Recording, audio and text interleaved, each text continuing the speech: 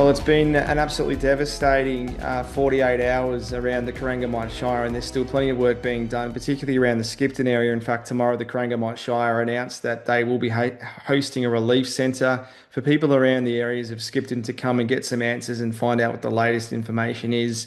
I know that Corangamite Shire Mayor Kate Makin's been on the ground today and has seen firsthand the devastation that's going on around the place, and she joins me this evening. Kate, we were just talking before, and yeah, you're very emotional, and rightfully so. It's been an absolutely devastating 48 hours, particularly for the Skipton area. And then you look sort of south of the Shire, around Lavis Hill and places like that, and it's very concerning. Yeah, that's very true. So up at Skipton today, they're a very resilient community, but I'd also caution that they're very fragile at the moment. They've been hit with floods, they've been hit with drought for the last couple of years, and now they have fires. So that community really needs our arms wrapped around them, to show them we've got their backs, we're supporting them as much as we can, and that's why Corangamite Shire are opening that recovery centre tomorrow. It's opening from 10 till 4, and it'll be open for every day for those hours until the foreseeable future, until they need it up there at Skipton. It's hard to put into words, I guess, from a bystander's point of view looking in. But you've been out there today. What have you been seeing? Yeah, I went for a drive today, so over 20,000 hectares have been burnt out.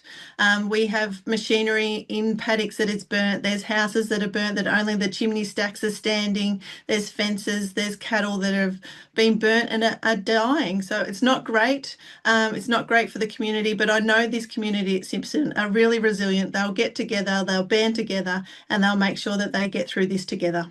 Absolutely, and of course, you mentioned the livestock component, and I guess farmers and people that own property are only really being allowed back in to the area today, really, to sort of see what they're left with, and no doubt, just the shock that they'd all be under would just be unimaginable.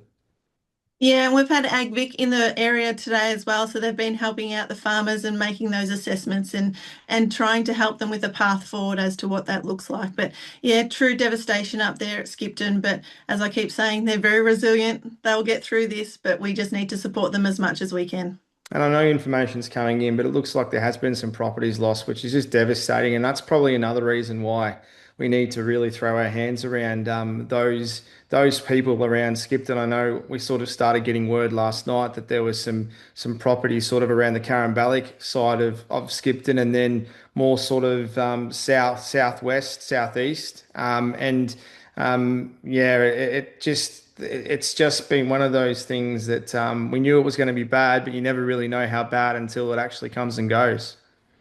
Yeah, went for a drive around Calambarrick today. Their hall has gone. There's fence, no power poles flying in the sky. They're not joined at the ground. There's ones lying on grounds and everything else in between. But yeah, to lose a hall and a beautiful houses and everything else is just really hard for that community. But yeah, just drop into the recovery centre if you want to, even just for a quick chat or anything else. But we'll have all that information. It'll be staffed by council staff to make sure you know the way forward and how we can help you best going forward. That's for sure. I know it's probably still early to tell, but what do you know about the fires in the Otway Ranges are obviously overlapping parts of our shire or your shire?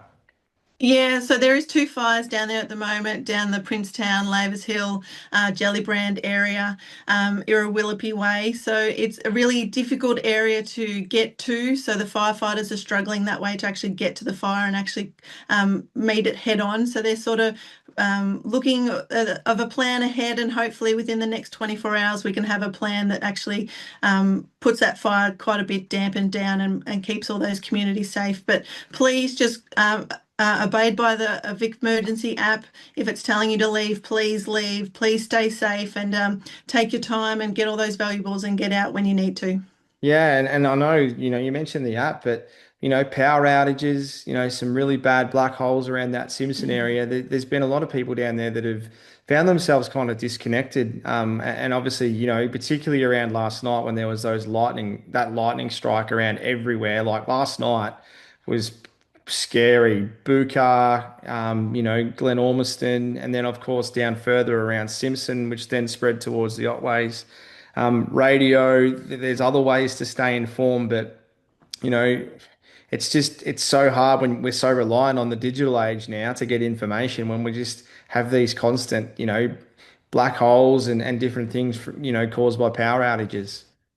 Yeah, totally agree. I live here at Scotts Creek, so when the lightning and thunder was coming through, I could see it all around me, and we had no power from, I don't know, about from 6:30 last night, and it didn't come on until 3 o'clock this morning. So, and I had a fire just north of me, just over the way a little bit. So, and I was a little bit unsure of what was happening at times as well. So we are so reliant on the digital age, and that technology just needs to be improved. And we've got tourists coming through as well too, Yeah. Liam. So they just put the extra pressure on the system as well. I know Port Campbell really struggles at this time of year Yep. with technology because there's so many tourists in the region. So we just need those improvements happening sooner rather than later. So then situations like this, we can all communicate properly. And just mentioning the tourist season, there's been parts of the Great Ocean Road that have been closed as well. And of course, it's got to be safe. Check your information. Make sure you're obeying the latest advice. That the warnings are there to protect us and others in the area. And they're not just there to make up the numbers. They're there for a real reason. And while it's devastating for obviously those communities that rely so much on the tourism industry, it's so crucial for people's safety that people just keep an eye on Vic Traffic and on all those websites and obviously the radio as well. Yeah, most definitely. Do reach out to Vic Traffic, Vic Roads, the Vic Emergency app. But if a police officer is in the road telling you to do something, please obey it. Please do it. If there's road signs saying this road is closed, please turn around and go in another direction. It's obviously not safe for you to be there in that area. So I'm really just asking all the residents out there and travellers to really look at what's happening ahead, plan ahead. Is it safe to go there? If not, change your plans and go somewhere else and come visit our region in another time when we are safe to do so because we love our visitors, but we need them to be safe as well. For sure. And yet last night we saw the Premier declare a state of emergency, and obviously that meant the Corangamite Shire and other shires, the Colac Otway Shire and a few others around the area. What does that help people that have lost properties, and even you as a council? What does that allow you to do to be able to help people, and how can people make the most of some of the benefits that have become available because of that state of emergency? Yeah, we know there's some payments for families that they can access now for the ones that have been displaced from their homes. They've got no clothes and everything else. So they can get a payment for themselves and for their kids and everything else like that. But it just means we get more resources for that recovery process going forward, Liam, which is really important for us because this recovery could be months long. It's not just tomorrow we're done, we're back to normal. It's a Mm. long process, and we've got to make sure we've got the supports and the abilities in there to make sure we can support our communities going forward. So yeah, it's a hard one calling a state of emergency, but Mm. it means that we're keeping our community safe and that if people need to leave, they need to leave.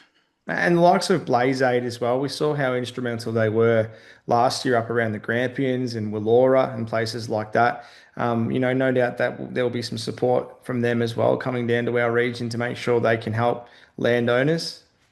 Yeah, we've already reached out to Blaze Aid, so up at Skipton area. So they're looking at coming in the next couple of weeks and helping the farmers there with their fencing and supporting them getting the fencing done because that's a major barrier for farmers is if they don't have fencing, they can't have their cattle back, so to speak. So we really need to get that up and running as soon as we can. So Blaze Aid are coming to the Corangamite Shire, which is fantastic, and I look forward to meeting and supporting them when they do come to the region.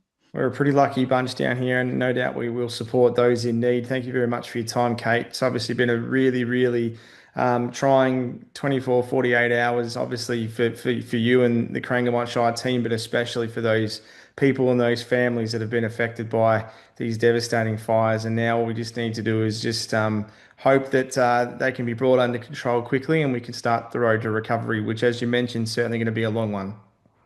Yeah, that's right. But I'd like to just give a huge shout out to all emergency services and volunteers who have been on the front line, who have gone away from their properties and their homes to fight these fires. You are amazing, and we thank you from the bottom of our hearts for what you are doing. Our thoughts and prayers are with everyone that's lost their homes, lost stock, and lost their acreage. We're here to support you. We're here to wrap our arms around you, and if you need anything, please reach out. We have lots of services on the website, so if you need something, please check on our website at Corangamite Shire, and we'll have everything there for you. But don't be afraid to jump in to the recovery centre and come see me up there.